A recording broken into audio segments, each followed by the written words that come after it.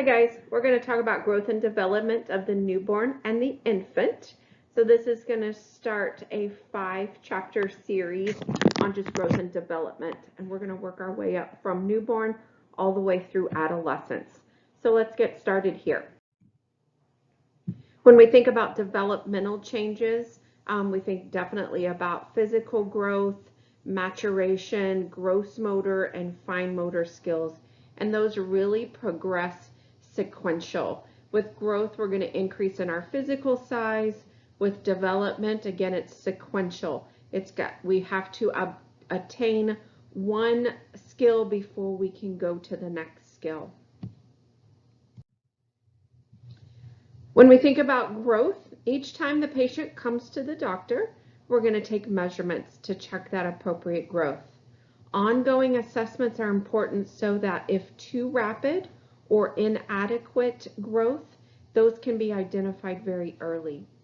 We do weights in kilograms, we do lengths in centimeters, and we do head circumference in centimeters. And every time you take those measurements, you're going to plot them on the appropriate growth chart to look at those growth percentiles. Measurements that usually fall approximately in the same percentile over time is what we're looking for. We want to see that trend. Even if they're plotting on the 10 percentile, but they stay on the 10 percentile, it just means it's a smaller child. There are concerns come when there's significant deviations from those previous percentiles. This could really indicate just further assessment needs to be done, and we might need to see what's happening. We also have specialized growth charts that are available for our Down syndrome patient population and for our breastfed infants. So this slide just shows you what those growth charts will look like. In the pediatric facilities, these growth charts will be on the computer system, and as soon as you plot those measurements, they're just going to fall right into that growth chart so you can see that trend. So how do we assess those achieved developmental milestones? We can ask the parent. Remember, the parent knows their child the best. We can observe or elicit the skill from the infant, and we can definitely use several different screening tools. And you see those screening tools listed there. The one that we're going to really hone in on is that Denver Development Screening Tool. And this is what that screening tool will look like. It assesses fine motor, gross motor, language, and social. And it starts at newborn and it goes all the way up to age 6. So when we think about physical growth, first thing we're going to think about is their weight. Newborns may lose up to about 10% of their body weight in that first week of life. And the goal is just to gain that back slowly by the time they're 10 to 14 days. By 4 months, their birth weight should be doubled. By 1 year, their birth weight should be tripled. If you're seeing any deviations from that, then we need to further investigate. As far as height, the average length for our newborn babies is about 20 inches or 50 centimeters. By the time they reach 1 year of age, it usually increases by about 50% from that birth length. Head circumference average is about 35 centimeters or 14 inches. And again, this is going to increase rapidly in the first 6 months, but it will definitely see a slower pattern as that second month of life start happening. Infants do move from fetal physiology to independent physiology.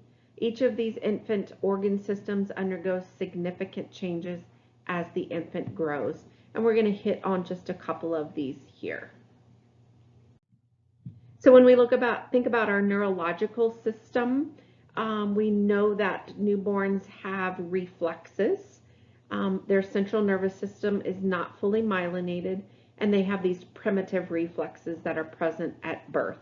And you can see those reflexes, and then we know that as the baby gets older, those primitive reflexes start disappearing. So you can see on that second half of that table that's when those reflexes will start disappearing. As those primitive reflexes do start disappearing, then they develop those protective reflexes. This is just an indication that that infant has a very healthy neurological system.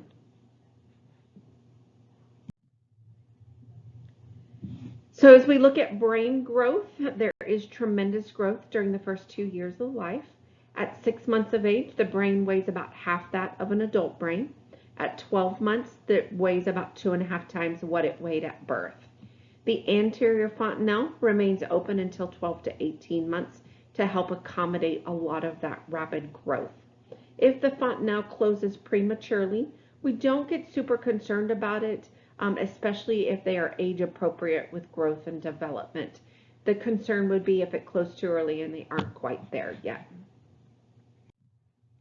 As far as respiratory system, when we compare our adult to our infant, you can see lots of different changes there.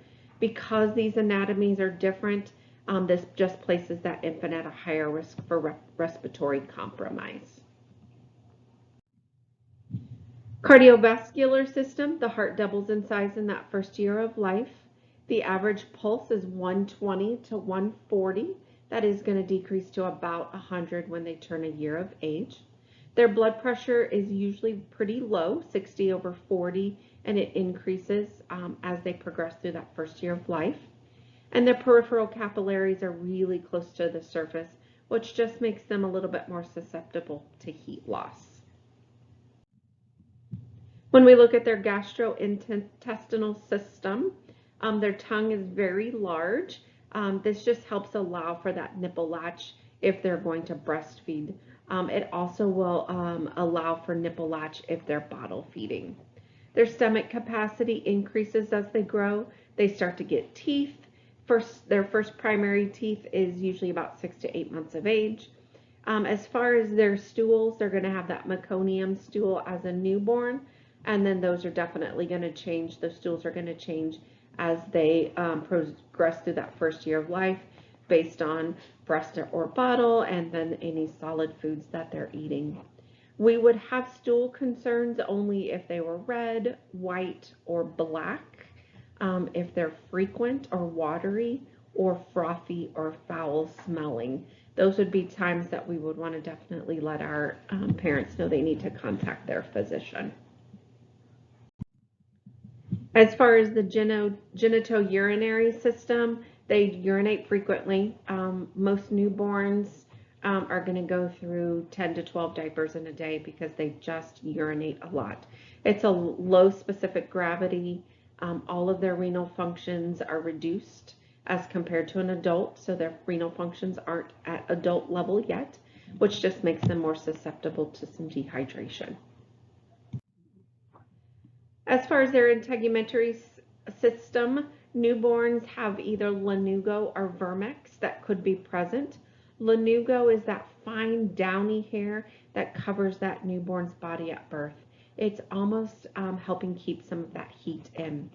The vermex is that coating of the neonatal skin that protects the newborn and facilitates that extrauterine adaptation right after they are born. Acrocyanosis is very normal. When we think about acrocyanosis, that's that blueness of the hands and the feet. It should decrease over the first few days of life. As far as infant skin being relatively thinner than adults, we've talked about the capillaries are more superficial. It also puts them at a little bit of risk of injury. And then we also have to just be conscientious that they are at a little bit higher increased risk of medication absorption if it's topically applied. Hemopoietic and immunologic systems, they do have a high hemoglobin level at birth. That's usually due to maternal iron stores that are transferred to the fetus in that last trimester. Newborns that are born prematurely may lose out on some of those iron stores, and they could be at higher risk for some iron deficiencies. Newborns do receive large amounts of IgG through the placenta, and this just confers immunity during that first 3 to 6 months of life. All right, let's move into some developmental theories. Psychosocial theorist Erik Erikson states that infants are in that trust versus mistrust stage. So you can see all of the development theories here, Erikson, Piaget, and Freud. All of you have probably heard about Freud, but Erikson and Piaget may be new for you. We're going to talk about Piaget and Erikson as we move through all of these chapters this week, and it'll be something you really want to make sure you're aware of once you come to NCLEX time. So as far as trust versus mistrust, this is the foundation for later psychosocial tasks. As our infant grows, they're going to hit all of these psychosocial tasks, and this one is going to be that foundation. So what are some activities that promote a sense of trust in our infancies? And I want you to pause the video here and think about some of those activities that are going to promote trust between that caregiver and that infant or that newborn. All right, so you've had a little bit of time to think about it. So we know when infants' needs are met and they're consistently met, that means the caregiver is responding to that infant for basic needs.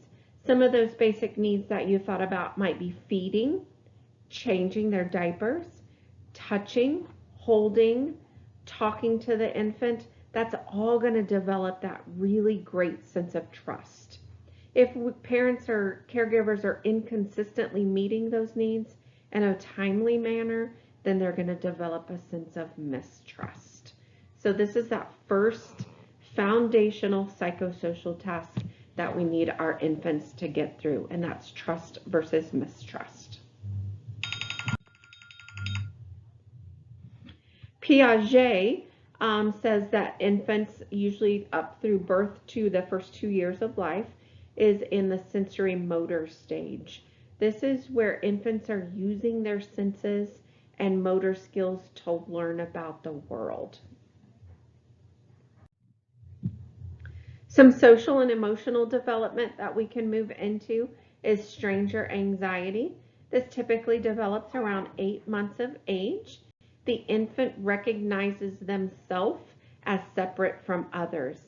They can become very clingy and whiny when they're approached by strangers. Separation anxiety develops in that later infancy time, and that's usually distress when those parents leave. They are just unable at this stage of cognition and memory to understand that the parents are going to come back. So what are some, temperament ranges between low to moderate, moderately active. They can be regular and predictable to highly active and intense and less adaptable. When we think about some concerns, what would be some social or emotional concerns that you could come up with? Would the infant, if the infant's not smiling at people around 3 months of age, that might be a concern socially. Maybe they're refusing to cuddle, or the child just doesn't like people. Again, those would just be some concerning social concerns. Child not wanting to play simple games like peekaboo around 8 months of age, again, could be some social or emotional developmental concerns. So again, it's those anticipatory guidance that we're going to talk to our parents about with each doctor visit, so they know what to expect moving forward as their infant grows. So let's look at motor skills. Gross motor skills develop in a cephalocaudal fashion. So what do I mean by cephalocaudal? Cephalocaudal means head to tail, meaning they have to hold their head up before they can roll over. They have to roll over before they can sit. They have to sit before they can crawl. They have to crawl before they can stand. So it's all about that head to tail motion on those big gross motor skills. When we're thinking about our fine motor skills, those develop proximo-distal fashion. So they're going to go from the outside and move in. So if we're remembering that our gross motor skills progress cephalocaudal at 1 month of age, right? They're lifting their head. At 2 months, they're raising that head and that chest, and it's really controlling that head movement. At 3 months, they might be able to be prone. 4 months, they're lifting their head and looking around. They're rolling prone to supine. 5 months is the other way. 6 months is tripod sitting. 7 months, they might be able to sit alone. 8 months, sit unsupported. Then they can start crawling, cruising, pulling to stand until they're just walking. So gross motor skills progress cephalocaudal. When we think about our fine motor skills in our proximo-distal fashion, center to periphery, at 1 month, their fists are clenched. At 3 months, they might hold a hand in front of their face, right? It's all kind of centered there. Then they're going to start batting at objects. They're going to start moving away from their body to that periphery. So you can see all of those listed are moving from that center out to that periphery. So when we think about premature infants, these are infants that are typically born at less than 36 weeks gestation. Some of the problems are listed there. They do have immature respiratory and nervous systems. They may not have those iron stores that we talked about, lack of adequate immunoglobulins, and their GI system is typically not able to take some of those oral feedings or tolerate any of those oral feedings, so they may have to go more to an enteral feeding at that point. Growth and development of premature infants, we just have to adjust for. So we are going to use an infant adjusted age to determine those expected outcomes. And we're still going to plot that growth parameters on that growth chart. So when we're thinking about calculating those adjusted ages, we're just going to subtract the number of weeks the infant was premature from the infant's chronological age. So for example, if we have a 6-month-old that was born at 32 weeks gestation, where would we actually plot that on the developmental growth and development screening tool? 6 months minus 8 weeks would be 4 months, so we're going to plot them at that 4 months of age. Early warning signs that we would be concerned about, especially with vision and hearing. Hearing is the one sense that is fully developed at birth. They can hear like an adult. Other senses are definitely going to mature through infancies at different rates. Early warning signs for hearing might include that they're not responding to loud noises, they don't make any sounds or babble at 4 months of age, maybe they don't turn or locate sounds by 4 months of age. When we think about infants' vision, they are very nearsighted. They really prefer objects that are 8 to 15 inches away from them. That's why breast and bottle feeding with the caregiver is such an intimate time, because they're really being able to see whoever is feeding them. Sometimes the eyes may wander and even cross, but this really should be corrected around 4 to 6 months of age. Binocularity begins to develop around 6 weeks of age, and that's when they can start moving those eyeballs together and actually seeing that view of whatever they're looking at as one instead of two.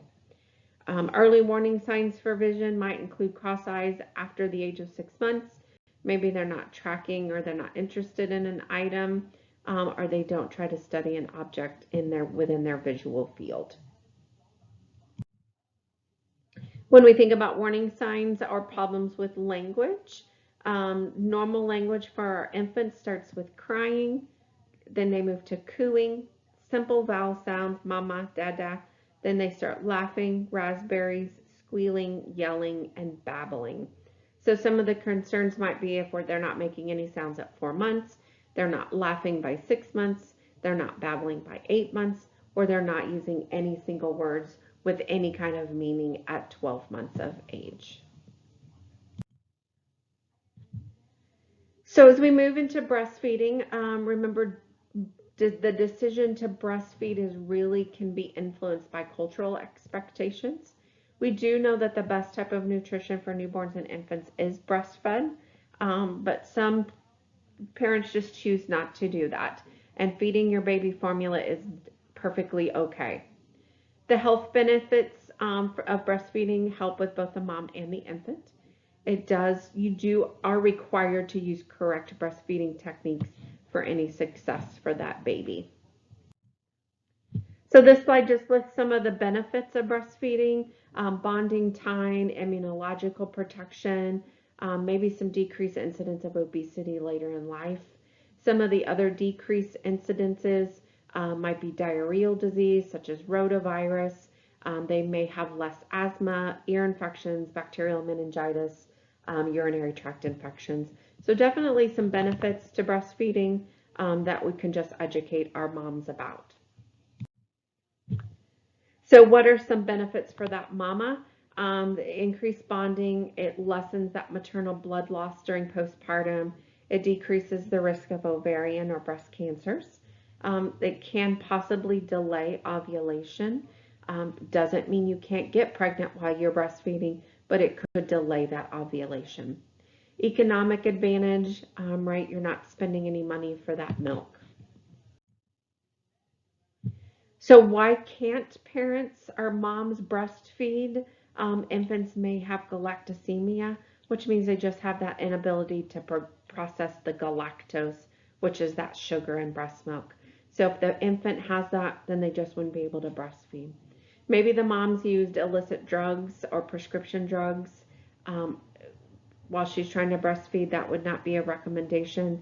If that mama has any active tuberculosis or HIV, then those would definitely be not recommended to breastfeed. When we think about bottle feeding, we want to make sure that we're just educating our parents on which formula is best. As far as both either breast or bottle feeding, we want to do that up to at least 12 months of age. So making sure they're not getting any other kind of cow's milk before that. Cow's milk does not provide that adequate balance of nutrients, and it can overload that renal system with inappropriate amounts of protein, sodiums, and minerals. So really talking about our parents about what is the best formula, showing them how to prepare it according to the package directions, and then showing them how to really clean those bottles and nipples between every feeding. Cultural influences, just make sure as nurses that we understand those cultural practices. That's definitely going to impact growth and development. Parenting styles and health promotion might be infant sleeping, infant nutrition, where does the patient sleep, what is the activity level, and again, those can all be influenced by culture. Some common developmental concerns that we see in our newborns and our infants are colic, spitting up, thumb sucking, and teething. So when we think about colic, that is an inconsolable crying that lasts more than 3 hours with really no physical cause. It increases stress. So we want to make sure we're just encouraging our parents to make sure they can step away and take some time to themselves, knowing that that baby has no physical cause for all of that crying. It's okay to lay them down and take a minute. Spitting up is just that regurgitation of small stomach contents. Maybe we just need to have them feed smaller amounts at each time, prop them up after feeding times to help decrease some of that spitting up. Thumb sucking, pacifiers, and security items are just non-nutritional sucking.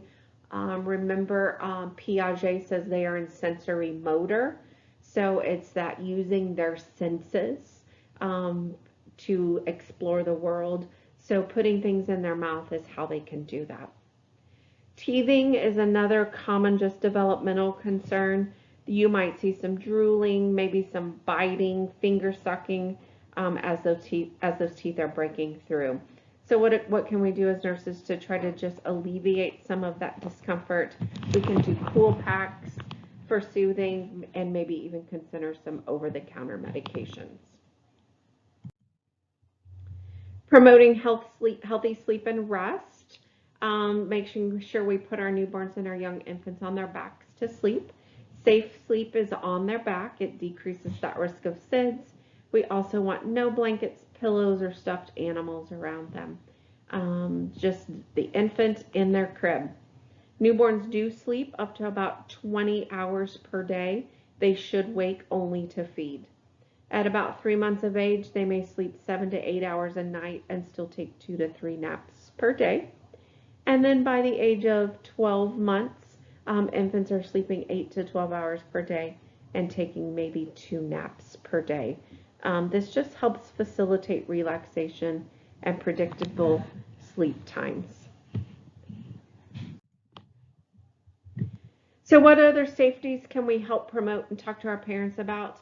We definitely talk about car seats, using the correct type, the position in the car. We know that the middle seat is the best practice, and making sure that that car seat is secure. Safe crib and changing table use. Cribs should have that firm mattress that fits snugly. The slats should be about 2.5 inches apart, and we want to use that fitted sheets. Remembering not to use stuffed animals, pillows, or blankets, because those are just suffocation risks. Also know that you cannot leave your baby unattended on high surfaces. Safety gates can be utilized if they start becoming more mobile, but remembering where you can put those safety gates that are still safe. Avoid the use of baby walkers, especially around stairs. Different things in the home that we can talk about as far as safety is especially when they become more mobile, they're exploring the surrounding. There's lots of different dangerous items, electrical outlets, hot stoves, and remember they do explore with their mouths, so small objects, hard foods can definitely pose some type of choking hazard. As far as water safety, infants and babies can drown in the smallest amount of water, so watch your bathrooms. Any buckets, tubs, toilets would all be considered safety issues in the home. And that concludes chapter 25. If you have any questions, you can shoot me an email or we can chat about it in class. Thanks, guys.